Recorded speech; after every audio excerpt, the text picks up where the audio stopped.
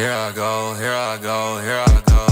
Yeah, here I go, here I go, here I go. Before we get into today's episode of the pod, you guys have to subscribe because I'm looking at you and you're not subscribed to the channel yet. And you have to hit the notification bell because you're not going to know when I post if you don't have notifications when I post. Make sure to like the video, you guys, so I know you guys are enjoying these episodes. Make sure to follow my social medias. I will pop them on the screen so you can stay up to date with everything to do with this podcast. And then don't forget to check out the Spotify version. The link will be in the description for that as well. Finally, I am a sports writer, so make sure to check out the take.sport.blog so you can read the best sports articles ever. You will not regret clicking that link, so make sure to click that link below. But let's go ahead and get into today's pod, you guys. All right, what's going on, guys? Welcome to yet another episode of the Take Podcast. I'm your host, Jackson Burleson, of course, and in today's episode, football season is finally back. From now on, every single weekend until the end of 2023 will be football, regardless if that's college or NFL. But today we're going to be talking about college football, and we're first going to start out by talking about my Florida State Seminoles. FSU Nation, baby. Let's get it. We are ranked number 8 in the country to start out the season. Jordan Travis is returning for his senior year. Johnny Wilson is returning for his junior year. 6'7" receiver who is an absolute stud. And we also have an insanely fast running back in Trey Benson, who is looking for a 1,000-yard season after rushing for 990 yards last year with 9 touchdowns, averaging 6 yards per carry. What is at stake against number 5 LSU in week 1 of the college football season for the Florida State Seminoles? Well, I'm going to tell you it's a college football playoff spot. And here's why. Because after Florida State plays at LSU, they don't play many top 25 matchups. Clemson is the other ACC team that's in the top 10 that we play. But other than that, there's no other good teams that we will be playing for the rest of the year. So we have to beat an SEC team that almost made it to the playoff last year with 2 losses. This will be a resume builder. And for FSU to make the playoff, we have to go undefeated. I think that's the only way for FSU to make the playoff is for us to go undefeated, dominate the ACC, win the ACC, and get in the college football playoff. Now, in past years, FSU has been ranked 3, even though we were undefeated with Jameis Winston. I'm sure you guys remember when we played in the first ever college football playoff semifinal. We were undefeated. So it's going to take that because the ACC is not the strongest conference in college football this year.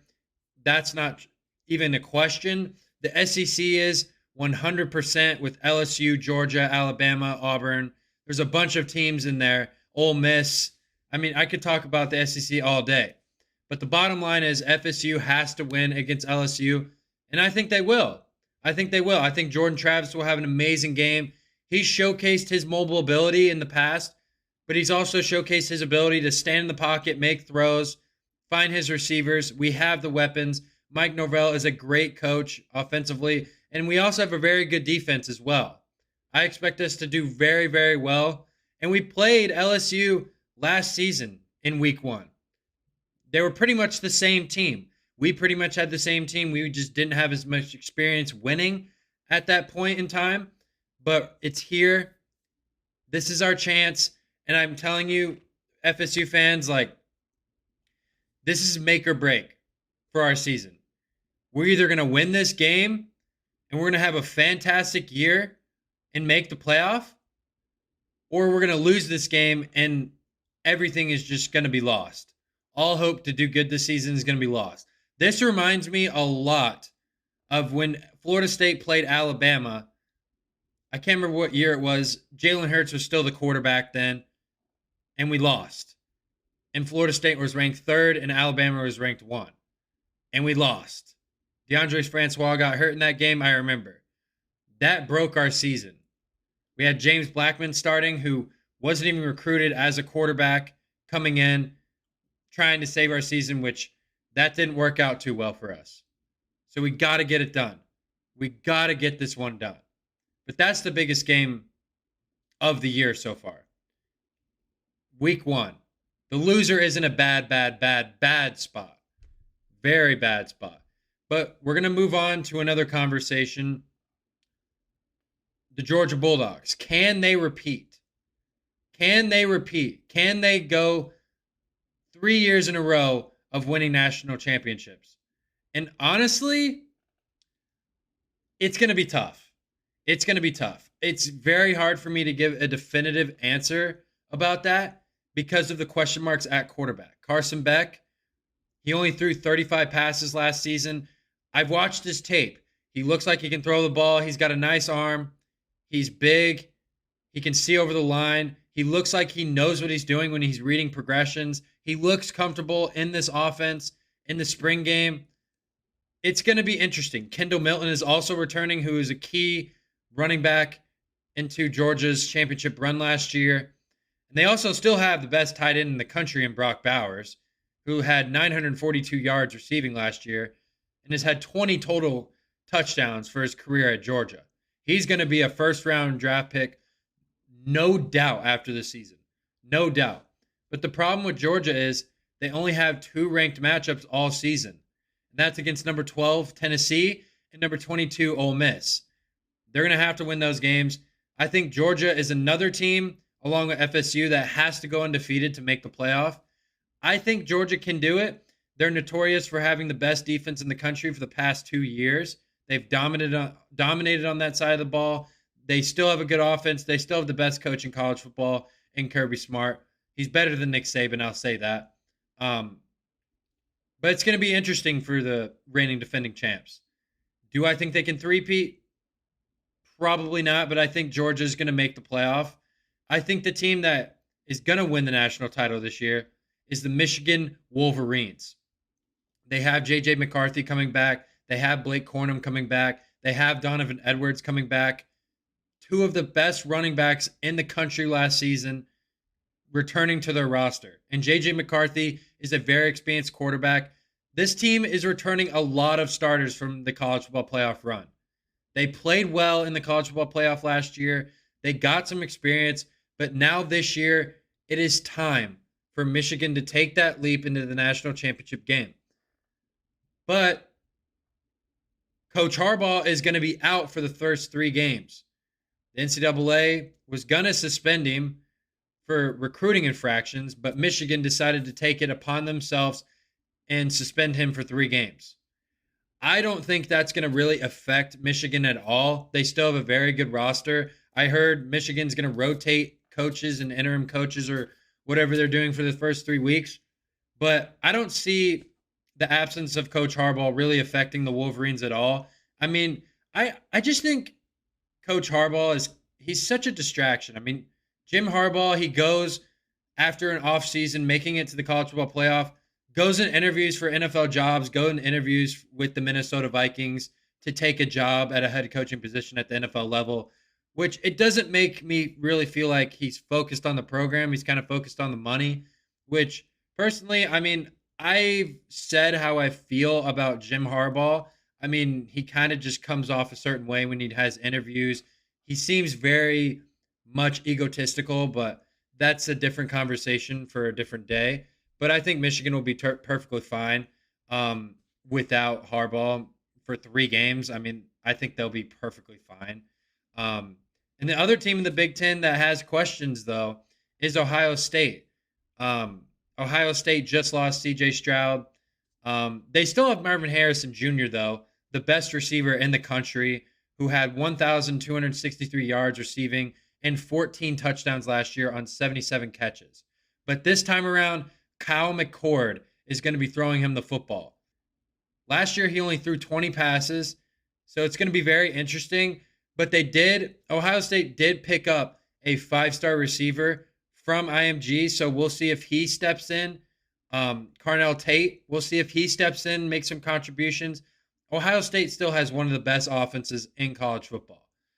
And I think when it comes to the college football playoff at the end of this year, I think there are three teams that are going to be getting in the playoff regardless.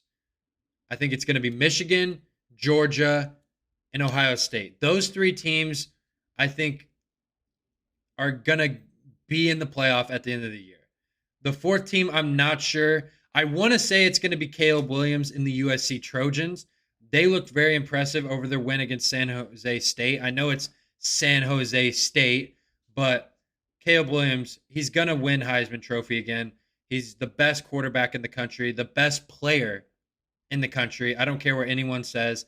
This guy's literally being compared to Patrick Mahomes. He could have went number one in the NFL draft this past season, even over Bryce Young. That's how good Caleb Williams is.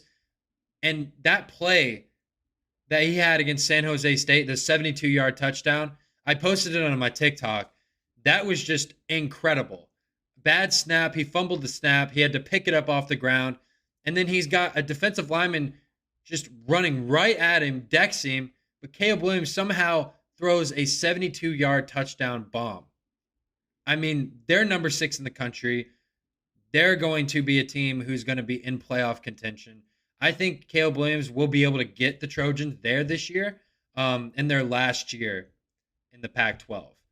It's going to be very interesting because this is the last college football season with a 4-team playoff. After this season, it goes into the 12 teams, and then all the mega conferences are going to start up. All the teams are joining the Big 12, SEC. Texas is going to the SEC next year, which, by the way, this is just kind of a question for you guys. And I don't know if Arch Manning will play this year for the Texas Longhorns. I know they have a lot of expectations going into this year. They're supposed to be a very, very good team. They have a lot of good running backs. They have a great offense. They're well coached. But will Arch Manning play a snap at quarterback this year for the Texas Longhorns? Will he get his opportunity? He's a 5-star recruit. He is a Manning. Will he get his opportunity as a true freshman to showcase his ability? I think no. I think they're going to let him develop behind these quarterbacks that are currently playing. But he is a freshman, and the starter is a sophomore. So I don't see a reason not to give him an opportunity if the guys ahead of him are not performing up to standard. I think Arch Manning should get an opportunity, but he's looked quite well. He moves well outside the pocket. He's smart. He doesn't force throws into coverage. I watched his spring ball game. I mean, he looked very, very comfortable in this Texas offense. He looks like he still has a lot to learn, but I can't wait to see how he develops over his course of his college career. And another team that you guys need to be watching out for this year is Tulane. They were ranked as high as 9th in the country last year. They beat USC in the Cotton Bowl last year, and they still have their quarterback from last season's team, Michael Pratt, who threw for 3,000 yards last season, 27 touchdowns, and only 5 interceptions.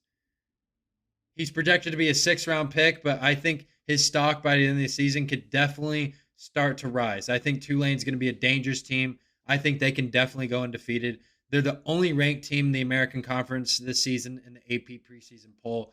So we'll see what happens.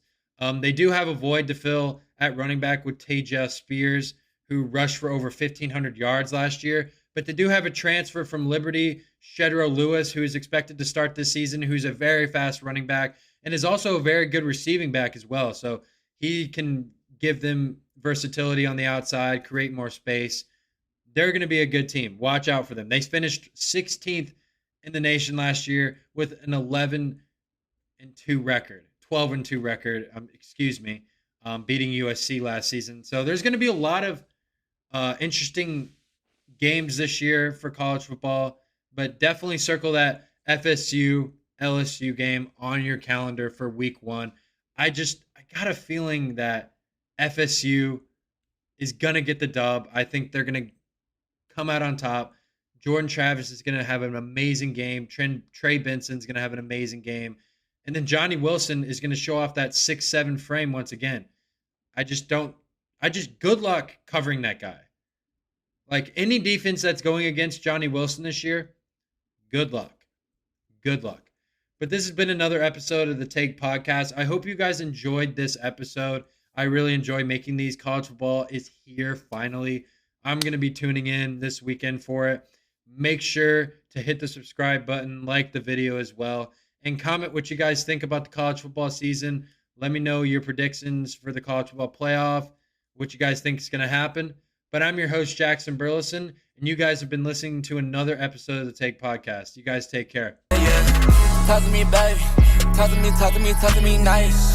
I'm from another world, baby, yeah. Broadway paradise. They think I'm way too cold, cause I put my heart up on ice.